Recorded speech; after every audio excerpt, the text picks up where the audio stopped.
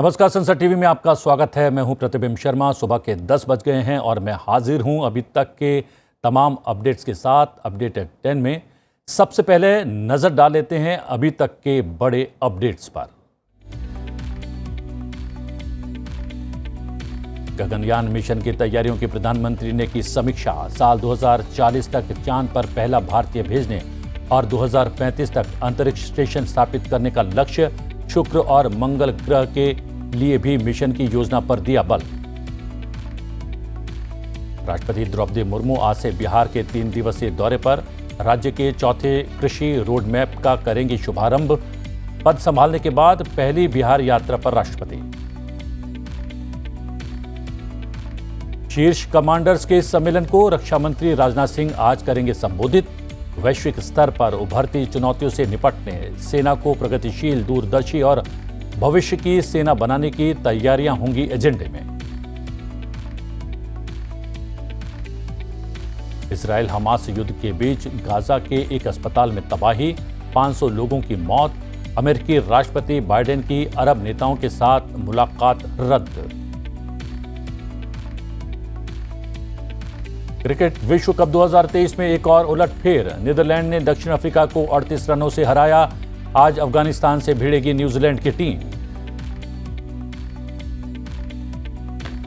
केंद्र सरकार ने त्योहारों से पहले ग्रुप सी और गैर राजपत्रित ग्रुप बी रैंक के अधिकारियों के लिए 7,000 रुपए की अधिकतम सीमा के साथ बोनस को मंजूरी दे दी है। वित्त मंत्रालय ने केंद्र सरकार के कर्मचारियों को वर्ष 2022-23 के लिए 30 दिनों की परिलब्धियों के बराबर गैर उत्पादकता से जुड़े बोनस के अनुदान को मंजूरी दे दी है। इन आदेशों के तहत तदर्थ बोनस का भुगतान केंद्रीय अर्धसैनिक बलों और सशस्त्र बलों के पात्र कर्मचारियों को भी मिलेगा। इसके भुगतान के लिए गणना की सीमा 7,000 रुपये तय की गई है।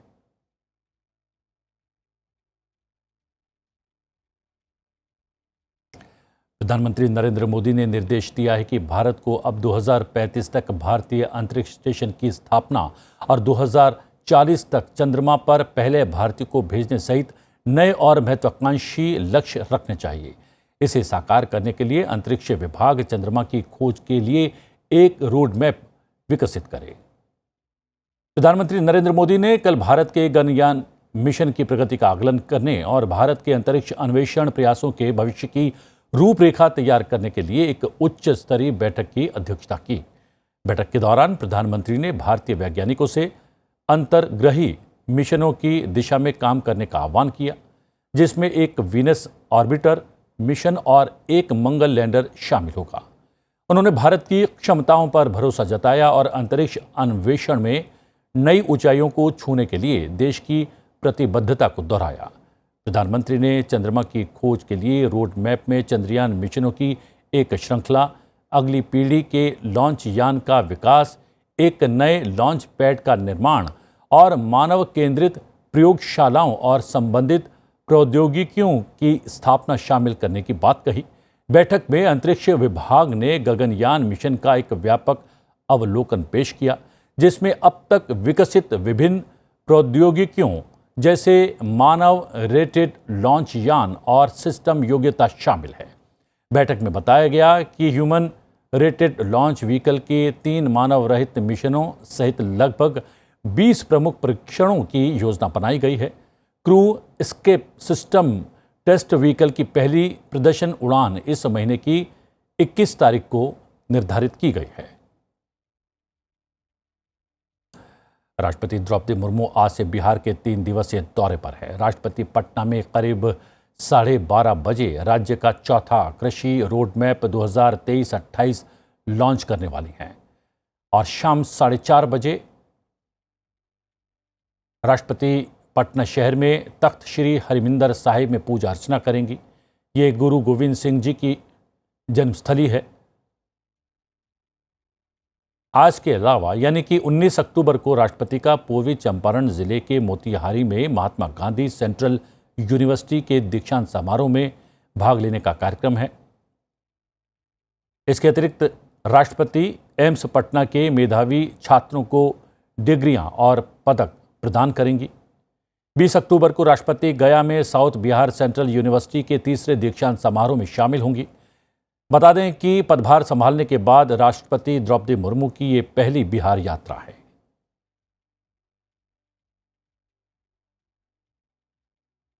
इजराइल और हमास के बीच चल रहे युद्ध के दौरान गाजा अस्पताल में हुए विस्फोट में लगभग 500 लोग मारे गए हैं। इस विस्फोट से अमेरिकी राष्ट्रपति जो बाइडेन ने कहा है कि वो गाजा अस्पताल में हुए विस्फोट से दुखी और नाराज है। बाइडेन ने अपनी राष्ट्रीय सुरक्षा टीम से इस संबंध में जानकारी एकत्रित करने को कहा है। अमान शिखर सम्मेलन रद्द होने के कारण अमेरिकी राष्ट्रपति जो बाइडेन इजराइल के लिए रवाना हुए हैं। इजराइल में हमास के साथ जारी हिंसक संघर्ष के बीच भारतीय नागरिकों को सुरक्षित स्वदेश लाने का सिलसिला लगातार जारी है। इसी क्रम में मंगलवार को इजराइल से ऑपरेशन अजय के तहत 286 भारतीय नागरिक और 18 नेपाली नागरिकों को लेकर 5वीं फ्लाइट दिल्ली पहुंची। केंद्रीय मंत्री एल मुरुगन ने यात्रियों का स्वागत किया। तेल अवीव से 18 नेपाली नागरिकों सहित 286 यात्रियों को लेकर स्पाइस जेट की 5वीं उड़ान मंगलवार को दिल्ली हवाई अड्डे पर पहुंची।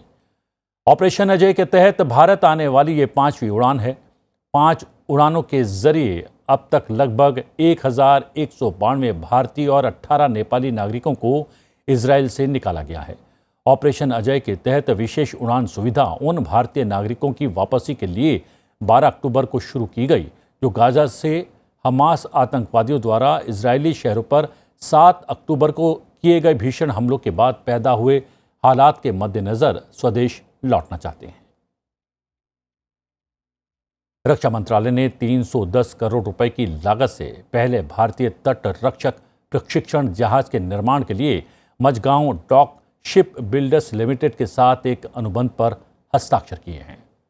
मंत्रालय के अनुसार ये अभिन्न हेलीकॉप्टर क्षमताओं वाला पहला समर्पित प्रशिक्षण जहाज होगा जो तट रक्षक कर्मियों और अन्य अंतर्राष्ट्रीय प्रशिक्षु अधिकारियों को बुनियादी समुद्री प्रशिक्षण प्रदान करेगा ताकि इन उभरते नाविकों को तट रक्षक बल के बहुआयामी समुद्री पहलुओं पर तैयार किया जा सके। उन्नत और आधुनिक उच्च तकनीक निगरानी और निगरानी प्रणालियों वाला ये प्रशिक्षण जहाज समुद्र तट और अपतटीय संपत्तियों की सुरक्षा सुनिश्चित करते हुए समुद्र में चुनौतियों पर आईसीजी कैडेट्स को गहन अंतर्दृष्टि और विशेषज्ञता प्रदान करेगा। अधिकांश उपकरण और सिस्टम एमएसएमई सहित स्वदेशी निर्माताओं से प्राप्त किए जाएंगे। इस परियोजनाओं में 3 वर्षों की अवधि में महत्वपूर्ण रोजगार पैदा करने की परिकल्पना की गई है। आत्मनिर्भर भारत के उद्देश्यों को पूरा करते हुए ये अनुबंध स्वदेशी जहाज निर्माण क्षमताओं को भी बढ़ावा देगा और समुद्री आर्थिक क्षमताओं को बढ़ाने में मदद करेगा। रक्षा मंत्री राजनाथ सिंह आज दिल्ली में सेना कमांडर्स के सम्मेलन में शामिल होंगे और सेना के शीर्ष कमांडर्स को संबोधित भी करेंगे। इस 5 दिवसीय सम्मेलन में देश की सुरक्षा से जुड़े अहम मुद्दों पर चर्चा हो रही है। सम्मेलन में शीर्ष नेतृत्व भारतीय सेना की परिचालन तैयारियों की समीक्षा के अलावा वर्तमान और उभरते सुरक्षा परिदृश्यों पर विचार मंथन किया जा रहा है। कमांडरों का सम्मेलन बेहद अहम है क्योंकि ये अपने व्यापक दायरे के साथ ये सुनिश्चित करता है कि भारतीय सेना प्रगतिशील, दूरदर्शी, अनुकूली और भविष्य के लिए तैयार रहे। ये भारतीय सेना के लिए महत्वपूर्ण नीतिगत निर्णयों को सुविधाजनक बनाता है। विदेश मंत्री डॉक्टर एस जयशंकर ने वियतनाम में भारतीय समुदाय के साथ बातचीत की। उन्होंने दुनिया में भारत की अनोखी पहचान का जिक्र किया। विदेश मंत्री ने कहा कि परंपरा और प्रौद्योगिकी के सम्मिश्रण का बहुत महत्व है। उन्होंने भारत के भविष्य को आकार देने में परंपरा और प्रौद्योगिकी को जोड़ने को बहुत ही महत्वपूर्ण करार दिया। विदेश मंत्री ने इस बात पर जोर दिया कि अपनी समृद्ध सांस्कृतिक विरासत को आधुनिक तकनीक के साथ जोड़ने की भारत की क्षमता ही देश को वैश्विक मंच पर स्थापित करती है। विदेश मंत्री ने कहा कि G20 के माध्यम से वैश्विक मंच पर भारत की भूमिका और आम सहमति बनाने की हमारी क्षमता पर गौर किया जा रहा है। उन्होंने कहा कि आज भारत की दक्षिण पूर्व एशिया में सबसे मजबूत और प्रत्यक्ष उपस्थिति है। हम बौद्धिक और सामाजिक ताने बाने का हिस्सा हैं। डॉक्टर एस जयशंकर ने द्विपक्षीय संबंधों को मजबूत करने में वियतनाम में भारतीय समुदाय की भूमिका पर जोर दिया। भारत ने मंगलवार को मध्य एशियाई देशों को आतंकवाद और मादक पदार्थों की तस्करी से प्रभावी ढंग से निपटने के लिए साइबर सुरक्षा जैसे कई क्षेत्रों में पूरी तरह से वित्त पोषित क्षमता की पेशकश की। कजाकिस्तान में एक सुरक्षा सम्मेलन में प्रस्ताव देते हुए राष्ट्रीय सुरक्षा सलाहकार अजीत डोभाल ने कहा कि आतंकवाद अंतर्राष्ट्रीय शांति और सुरक्षा के लिए सबसे गंभीर खतरों में से एक बना हुआ है और ये खतरा, चाहे इसकी प्रेरणा या कारण कुछ भी हो, अनुचित है। आतंकवाद अपने सभी रूपों और अभिव्यक्तियों में अंतर्राष्ट्रीय शांति और सुरक्षा के लिए सबसे गंभीर खतरों में से बना हुआ है।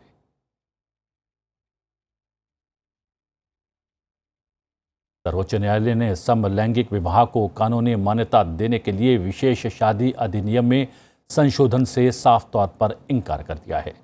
न्यायालय ने कानून के अंतर्गत समलैंगिक जोड़े को शादी करने की अनुमति देने के लिए कानून की धारा 4 को हटाने से भी इनकार कर दिया। भारत के प्रधान न्यायाधीश जस्टिस DY चंद्रचूड़ ने इस मामले में आदेश सुनाते हुए कहा कि अदालत कानून नहीं बना सकती, लेकिन कानून लागू कर सकती है। मुख्य न्यायाधीश DY चंद्रचूड़ की अध्यक्षता में 5 न्यायाधीशों की पीठ ने केंद्र सरकार की इस दलील पर सहमति व्यक्त की कि कानून में संशोधन से अन्य कानूनों पर असर पड़ सकता है। पीठ के अन्य सदस्यों में न्यायमूर्ति SK कौल, न्यायमूर्ति रविंद्र भट्ट, न्यायमूर्ति हिमा कोहली और न्यायमूर्ति PS नरसिम्हा शामिल थे। पीठ ने सर्वसम्मति से देश में समलैंगिक विवाह की अनुमति देने के लिए अधिनियम में संशोधन नहीं करने का फैसला दिया। न्यायालय ने केंद्र सरकार को राशन कार्ड, पेंशन, ग्रेच्युटी और उत्तराधिकार सहित समलैंगिक जोड़ों की चिंताओं के लिए मंत्रिमंडल सचिव की अध्यक्षता में एक उच्च स्तरीय समिति गठित करने की सलाह दी। राष्ट्रपति द्रौपदी मुर्मू ने दिल्ली में 69वें राष्ट्रीय फिल्म पुरस्कार प्रदान किए। इस अवसर पर उन्होंने कहा कि फिल्म जगत से जुड़े कलाकार अपनी फिल्मों के जरिए भारतीय समाज के विविधतापूर्ण यथार्थ से परिचय कराते हैं। सिनेमा हमारे समाज का दस्तावेज है और उसे बेहतर बनाने का माध्यम भी। सम्मान समारोह में अल्लू अर्जुन को फिल्म पुष्पा के लिए सर्वश्रेष्ठ अभिनेता का पुरस्कार दिया गया। आलिया भट्ट को गंगूभाई काठियावाड़ी और कृति सेनन को फिल्म मिमी के लिए संयुक्त रूप से सर्वश्रेष्ठ अभिनेत्री का पुरस्कार दिया गया। पल्लवी जोशी को द कश्मीर फाइल्स के लिए सर्वश्रेष्ठ सहायक अभिनेत्री और पंकज त्रिपाठी को मिमी के लिए सर्वश्रेष्ठ सहायक अभिनेता का राष्ट्रीय पुरस्कार प्रदान किया गया।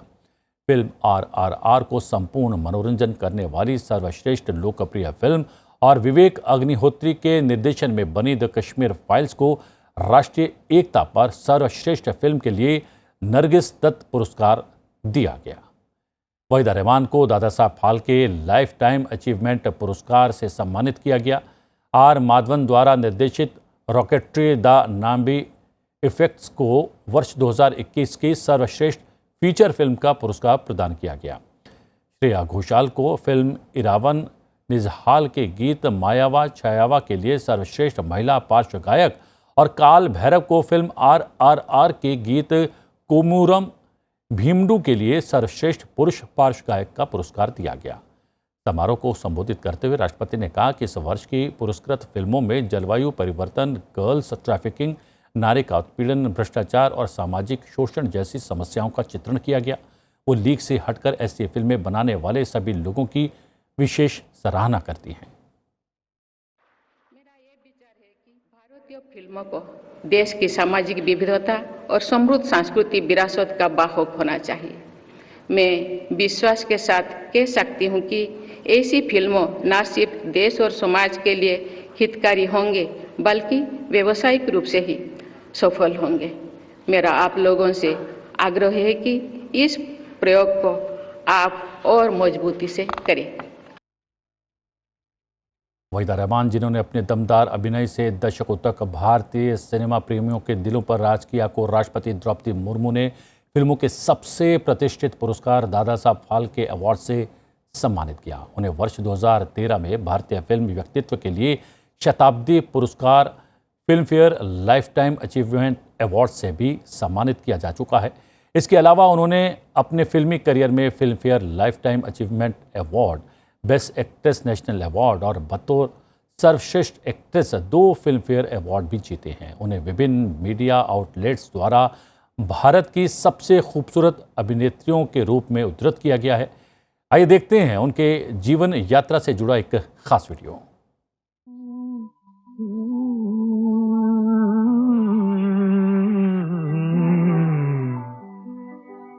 चौदहवीं का चांद हो या आफताब हो, जो भी हो तुम खुदा की कसम लाजवाब हो। चौदहवीं का चांद हो या आफताब हो, जो भी हो तुम खुदा की कसम लाजवाब हो। चौदहवीं का चांद हो।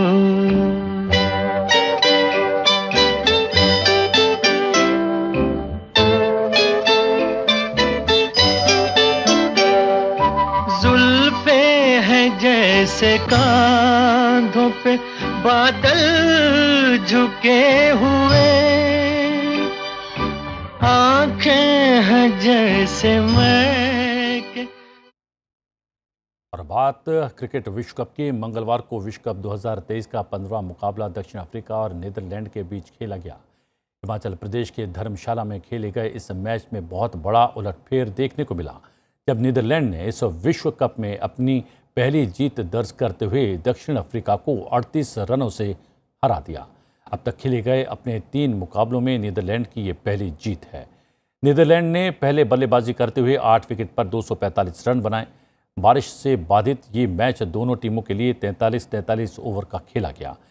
नीदरलैंड की शुरुआत अच्छी नहीं रही और उसने अपने पहले 4 विकेट 50 रन पर ही खो दिए, लेकिन कप्तान स्कॉट एडवर्ड्स के नाबाद 78 रनों की बदौलत नीदरलैंड ने निर्धारित 43 ओवर्स में दक्षिण अफ्रीका को 246 रनों का लक्ष्य दिया। जवाब में दक्षिण अफ्रीका की टीम 42.5 ओवर्स में 207 रन बनाकर ऑल आउट हो गई। दक्षिण अफ्रीका की ओर से सर्वाधिक 43 रन डेविड मिलर ने बनाए। वहीं नीदरलैंड की ओर से लॉगन वॉन बीक ने 60 रन देकर महत्वपूर्ण 3 विकेट लिए। नीदरलैंड की जीत में अहम भूमिका निभाने वाले कप्तान स्कॉट एडवर्ड्स को शानदार बल्लेबाजी के लिए मैन ऑफ द मैच चुना गया। विश्व कप 2023 का 16वां मुकाबला आज चेन्नई में 2 बजे अफगानिस्तान और न्यूजीलैंड के बीच खेला जाएगा। रक्षा मंत्री राजनाथ सिंह ने हाल ही में चीन के हांगझोउ में संपन्न हुए 19वें एशियाई खेलों में हिस्सा लेने वाले सशस्त्र बलों के पदक विजेताओं, प्रतिभागियों और सहायक कर्मचारियों को मंगलवार को सम्मानित किया। रक्षा मंत्री ने नई दिल्ली में आयोजित हुए सम्मान समारोह में भाग लेने वाले कुल 76 खिलाड़ियों और कर्मचारियों के साथ बातचीत की और उन्हें खेलों में उत्कृष्ट प्रदर्शन करने के लिए बधाई दी। रक्षा मंत्री राजनाथ सिंह ने 19वें एशियाई खेलों में पदक जीतने वाले सशस्त्र बलों के कर्मियों को नगद धनराशि पुरस्कार की घोषणा की। स्वर्ण पदक विजेताओं को 25 लाख रुपए, रजत पदक पाने वालों को 15 लाख रुपए और कांस्य पदक जीतने वालों को 10 लाख रुपए दिए जाएंगे। रक्षा मंत्री ने कहा कि पदक एवं प्रदर्शन देश के अनेक युवाओं को प्रेरित करेंगे। भारत की अध्यक्षता में G20 के अंतर्गत 60 शहरों में 200 से ज्यादा बैठकें आयोजित हुई। आइए जानते हैं इस बीच क्या कुछ खास रहा उत्तर प्रदेश में।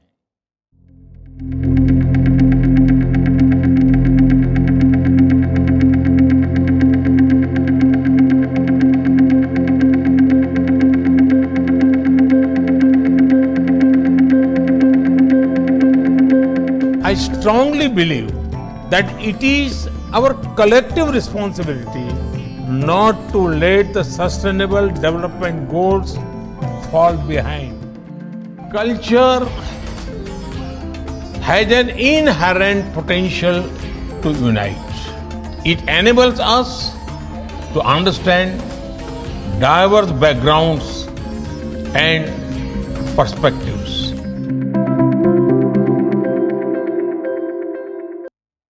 में 9 और 10 सितंबर को G20 का सफल आयोजन हुआ। उसके बाद 13 और 14 अक्टूबर को दिल्ली के यशोभूमि में आयोजित P20 शिखर सम्मेलन को भी महाआयोजन के तौर पर देखा जा रहा है। सम्मेलन में तमाम अंतर्राष्ट्रीय मुद्दों पर चर्चा होने के साथ ही कुछ यादगार लम्हे देखने को मिले।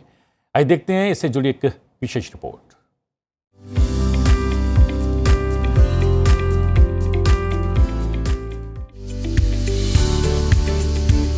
भारत की G20 अध्यक्षता में 9वें संसदीय अध्यक्षों का सम्मेलन यानी P20 शिखर सम्मेलन यशोभूमि में सफलतापूर्वक संपन्न हुआ।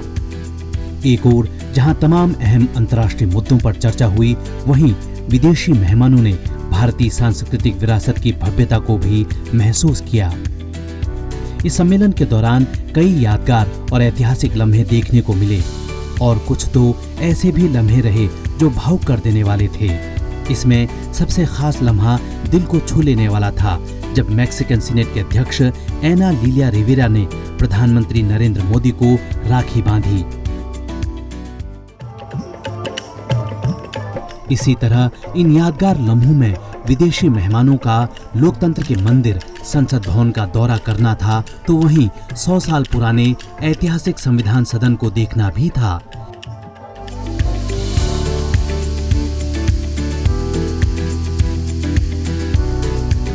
इस दौरान विदेशी मेहमानों ने अहिंसा के पुजारी राष्ट्रपिता महात्मा गांधी को पुष्पांजलि अर्पित की, तो वहीं विदेशी मेहमानों को लोकसभा अध्यक्ष ओम बिरला ने पटका पहनाकर सम्मानित किया।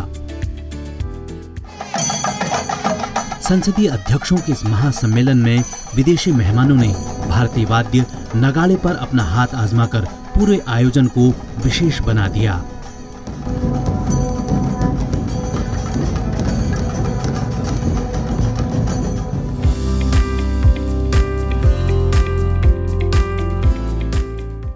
और बात करते हैं आज के दिन से जुड़े इतिहास की और जानते हैं आज के दिन से जुड़ी मुख्य घटनाओं के बारे में। 18 अक्टूबर साल 1922 को British broadcasting company limited BBC का गठन किया गया।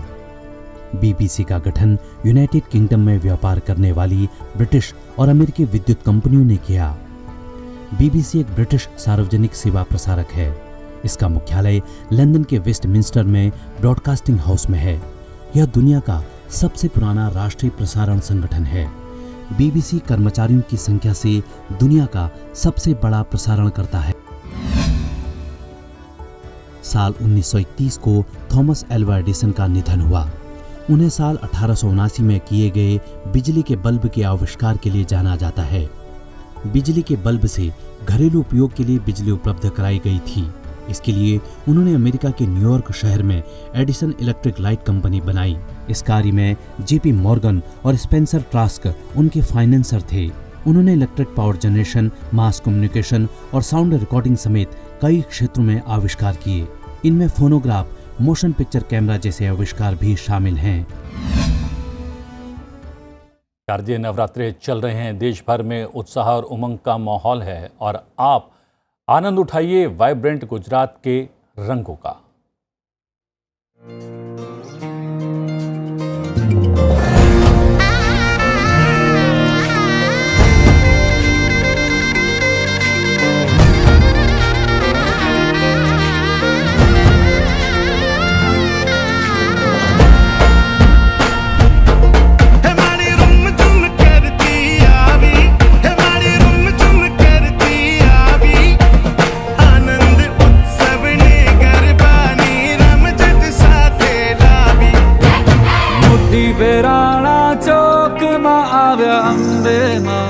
चौकमा जगमग थाय रे आव्या अम्बे मां।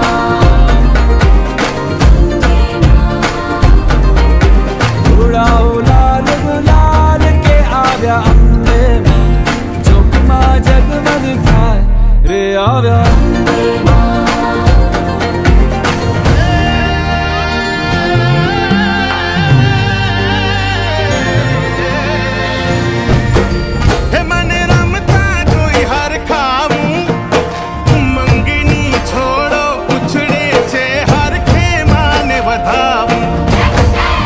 वेराणा चौक मा आव्या अम्बे मां। चौकमा जगमग थाय रे आव्या अम्बे मां। हे मारी अम्बे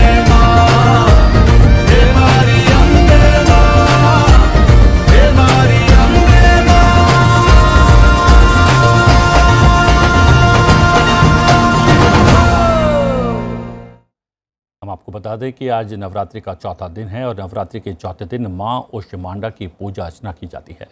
प्रधानमंत्री नरेंद्र मोदी ने एक्स पर एक वीडियो साझा किया है और मां के आशीर्वाद से देशवासियों के यश और कीर्ति में निरंतर वृद्धि की कामना भी की है। चलते चलते आपको छोड़े जाते हैं इस वीडियो के साथ। मुझे दीजिए आज्ञा, लेकिन आप बने रहिए संसद टीवी के साथ। नमस्कार। वन्दे वाञ्छित कामार्थे चन्द्रार्धकृत शेखरा। वन्दे वाञ्छित कामार्थे चन्द्रार्धकृत शेखरा।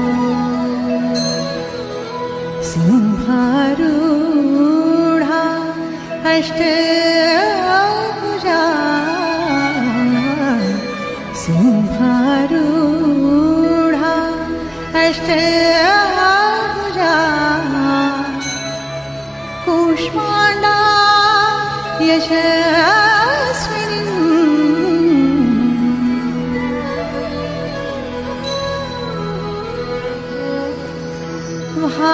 भास्वरभानु निभां अनाहत स्थितां चतुर्थ दुर्गा त्रिनेत्रां। भास्वरभानु निभां अनाहत स्थितां चतुर्थ दुर्गा त्रिनेत्रां। कमण्डलू चापबाण पद्म सुधाकलश चक्रगदा जपावती धर।